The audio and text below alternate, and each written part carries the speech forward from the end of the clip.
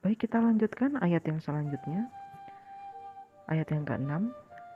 Tujukanlah pandanganmu kepadanya, maka mukamu akan berseri-seri dan tidak akan malu tersipu-sipu.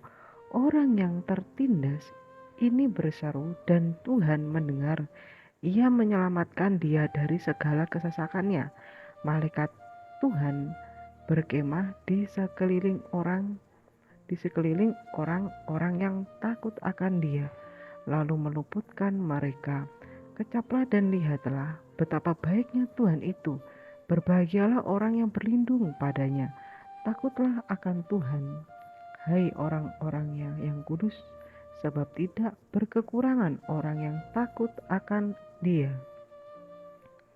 Baik, Mazmur ini mengharuskan kita semua untuk dapat memuji Tuhan agar mendapatkan suatu kelepasan ajaib dari kesulitan besar.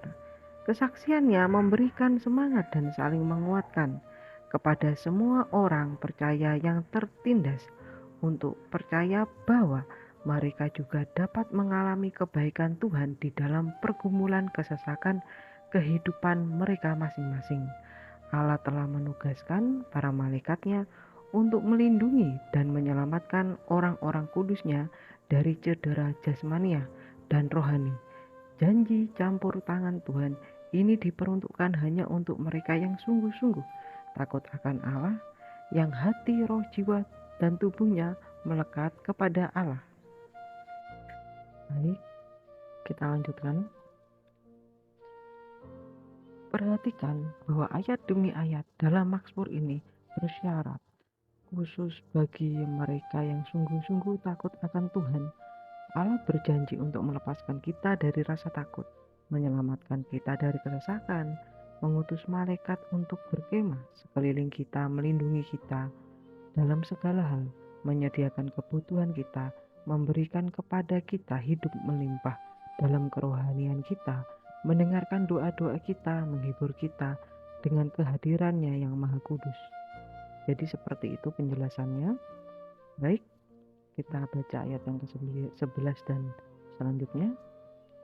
Singa-singa muda merana kelaparan, tetapi orang-orang yang mencari Tuhan tidak kekurangan sesuatu pun yang baik. Marilah anak-anak, dengarkanlah aku. Takut akan Tuhan, akan kuajarkan kepadamu. Siapakah orang yang menyukai hidup, yang mengingini umur panjang untuk menikmati yang baik? Jagalah lidahmu terhadap yang jahat, dan bibirmu terhadap ucapan-ucapan yang menipu. Jauhilah yang jahat, dan lakukanlah yang baik. Carilah perdamaian dan berusahalah mendapatkannya. Di sini kita diajarkan bahwa walaupun lingkungan kita dipenuhi masalah, namun kita tidak akan kekurangan suatu apapun yang baik. Ini bisa berupa kebutuhan jasmani dan rohani kita. Kita harus takut akan Tuhan dengan melakukan perintahnya dan menjauhi larangannya. Jika ingin usia yang lebih lama dan menikmati hidup dengan baik, maka kita harus menjaga perkataan kita dan sikap kita dari yang jahat. Pemazmur menjelaskan, kita harus menjauhi yang jahat dan hidup berdamai dengan semua orang meskipun itu musuh kita. Mintalah Roh Kudus yang menguatkan kita untuk mengampuni orang yang menyakiti kita. Di video sebelumnya saya sudah mengajari pembahasan tentang bagaimana kita berdoa, memohon hati kita dipenuhi Roh Kudus, dan syarat untuk mendapatkan Roh Kudus.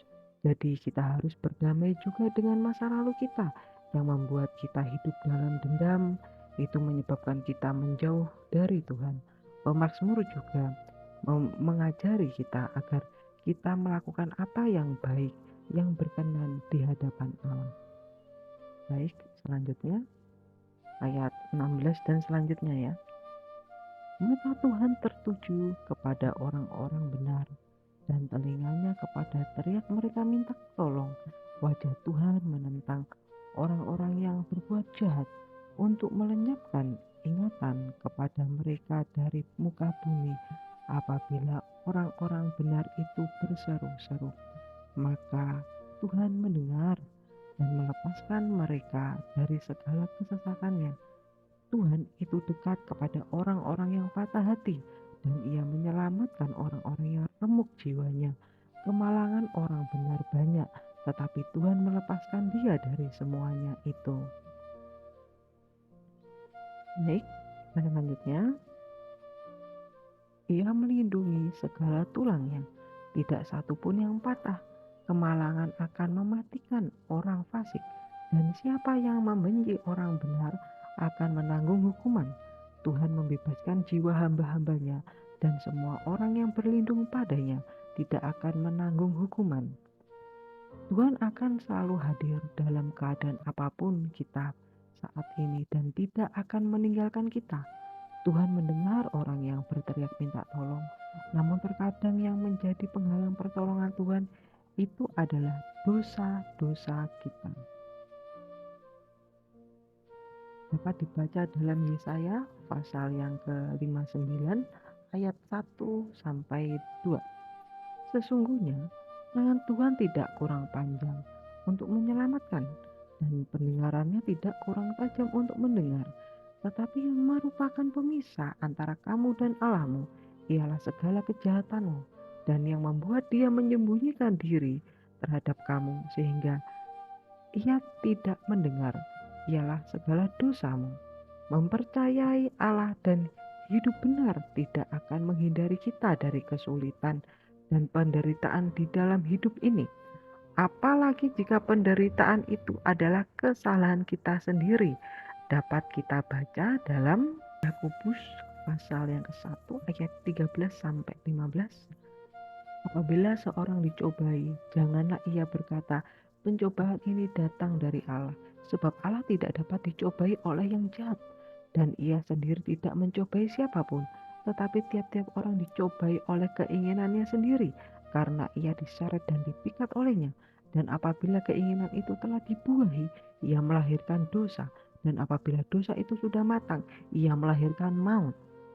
Justru sebaliknya, penyerahan kepada Allah seringkali mendatangkan ujian dan aniaya. Allah telah menetapkan bahwa kita harus mengalami banyak kesukaran sebelum memasuki kerajaan Allah. Karena jika kita hidup menuruti segala perintah Allah, maka kita akan banyak mematikan keinginan daging kita. Seperti dalam Galatia pasal ke-5 ayat 19 sampai 21. Saya bacakan ya. Perbuatan daging telah nyata, yaitu percabulan, kecemaran, hawa nafsu, penyembahan berhala, sihir, perseteruan, perselisihan, iri hati, amarah, kepentingan diri sendiri, percideraan, roh pemecah, kedengkian, kemabukan, pesta pora, dan sebagainya. Terhadap semuanya itu kuperingatkan kamu, seperti yang telah kubuat dahulu. Barang siapa melakukan hal-hal demikian, ia tidak akan mendapat bagian dalam kerajaan Allah.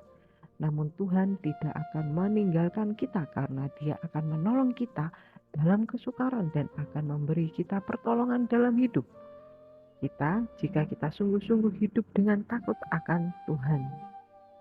Baik, di sini cukup jelas penjelasan di Mazmur pasal yang 34. Jadi kita di sini belajar dari Mazmur 34. Di sini benar-benar sangat berhubungan bahwa di dalam perlindungan kita kepada Allah, kita akan beroleh yang namanya kedamaian, kita